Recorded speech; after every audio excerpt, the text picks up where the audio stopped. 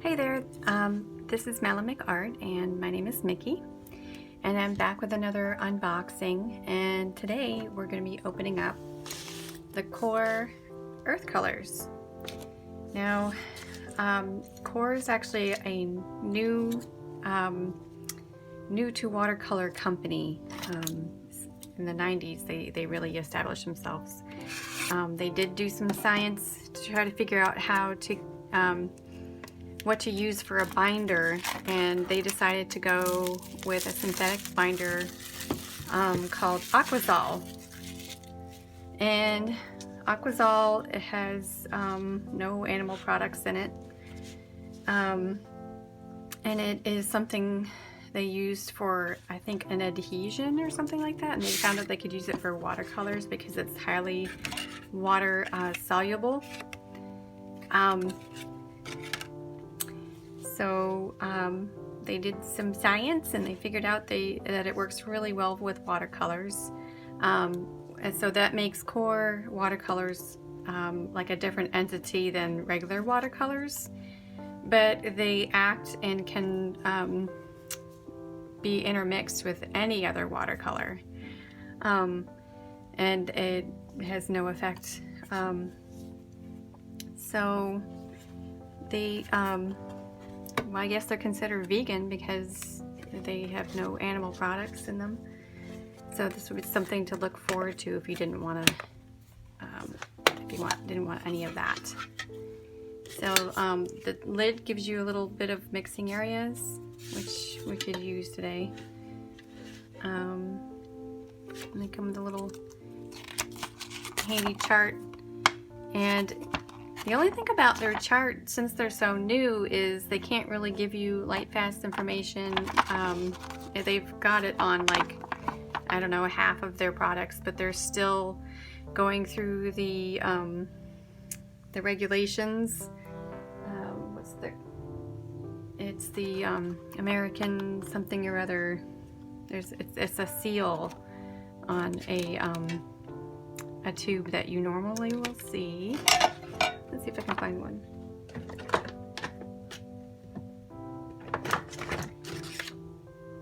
It's a code that it's been through the, here, let's see, I have some right here with the grams. They don't have it too, but they have a light fastness. So if you see that it has an actual light fastness of 1 through something, then this association has actually taken a look at the colors to see how they do,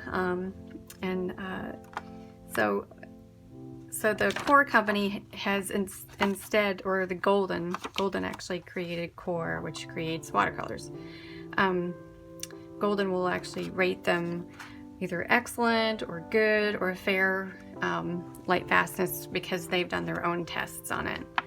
And we're starting to get some new information on these guys filtering in, because it takes a while. They do a test outside, they do a test inside for the light exposure, so you won't see the pigment numbers or the light fastness on there, but you will get the chart. That was a long-winded explanation. So anyway, I just like them because they don't use any animal products. And apparently the Aquazol that they use for the binder allows there to be more pigment in each tube.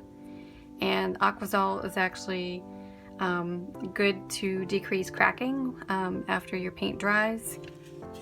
And they give you the really cool handy tin. I mean, how can you beat that? That's great. Nice little tin. So I am going to tube these. This is Naples yellow. Let's see if I have these in the row. So, yep, here's Naples yellow. So Naples yellow has pigments PBR24, PBK7, and P10. W4, which is a brown, a black, and a white. So it's already 3 in there. And my kitty saying hi again. Oh my word.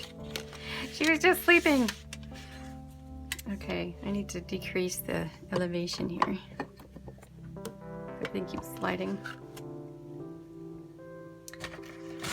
So yeah, I guess the Aquazol may be a replacement for Oxgall.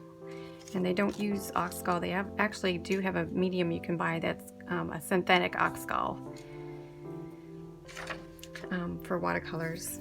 They also have another additive called a lift aid,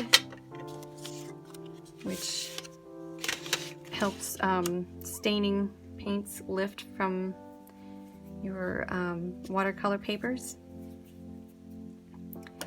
You know what, why don't I go ahead and swatch it while I'm got one out. So right away it seems like it's going to dry really fast. So the Naples yellow. So this one has been only rated by the Golden Company. Darn it, I got a blotch there. So it has EX for the lightfast rating, which means it's excellent. See if I can get that. As far as Naples yellow goes, this is really, really beautiful.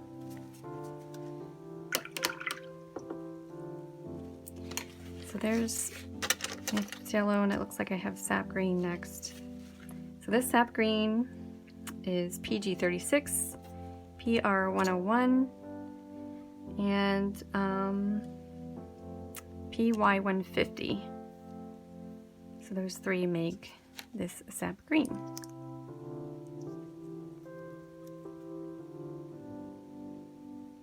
It looks really dark and rich.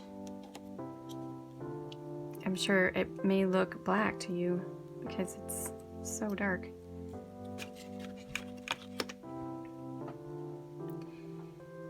Okay, so this is been rated a lightfast 1, and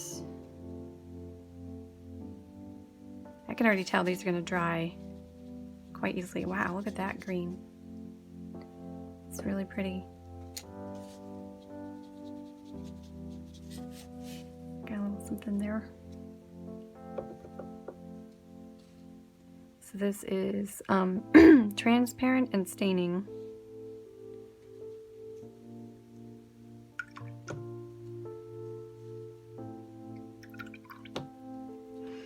Okay, so next we have a transparent brown oxide. Excuse me. I'm getting over a cold. So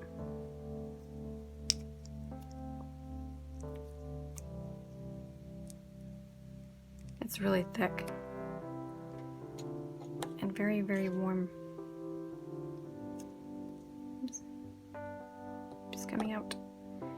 Okay, so this one is PR10, which is a red shade. Lightfastness is 1. And it should be transparent, granulating. Finally a granulating one. These real earthy. And also staining, granulating and staining. I'm one of those people who really likes granulation in my paint. I don't know why. Yes, definitely staining. You can see that. That's definitely a nice warm color. I was going to say Venetian red, but I think we do have a Venetian red. Yeah. Okay, what do we have next? Indigo. So indigo is 3 different pigments. It's PB153, PBK7, and PV19. And I've really been curious about indigo because I hear you can mix it with a lot. I might even do a color chart. This one is very runny.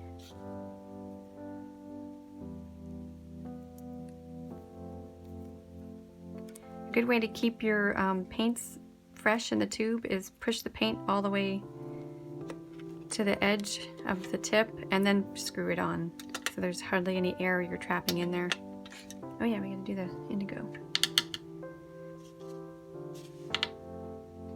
So, indigo is a color that I've been very interested in. I'm looking at, oh wow, that's beautiful. Wow, this might be a new favorite of mine. And I'm not even a fan of cool colors. So this one's granulating, semi-transparent, and a light fastness of 2. So a little less light fast than all of its others here.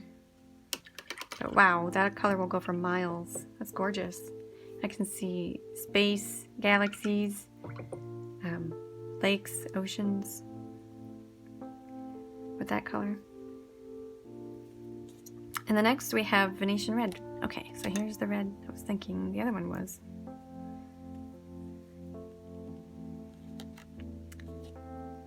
So here's Venetian red. Oh yeah. Very orangey. Kind of reminds me of Snellier's Chinese orange. We'll see, right?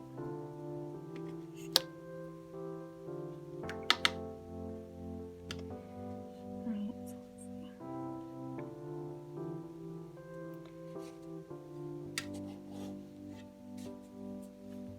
So this has a light fastness rating of 1. Very opaque and very staining.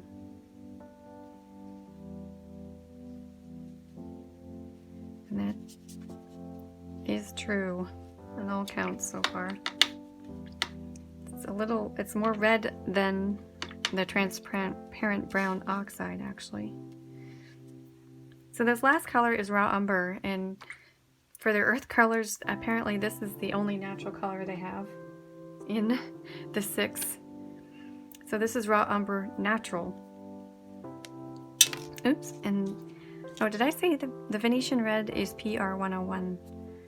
So this is PBR7. And it's thick and it's gooey. Again, it's very...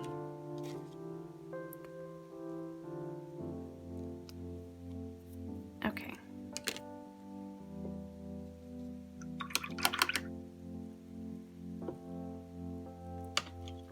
Goodness. The Venetian red is sticking into my brush. Okay.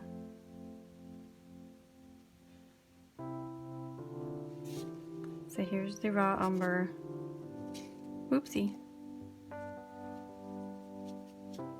Wow, this is very, very dark.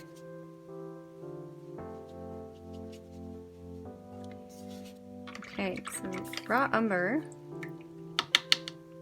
has a light fastness of 1. It's semi-opaque, granulating, and semi-staining. So there you have it. There's our gorgeous, a nice gorgeous grouping here. And I already like the Naples, the sap green, and the raw umber, and of course the indigo. I think they're all great. This is a really good choice for earth colors. So I'm going to do probably a color chart really quick, and then do a little some sort of painting with this, and I'll see you at the end.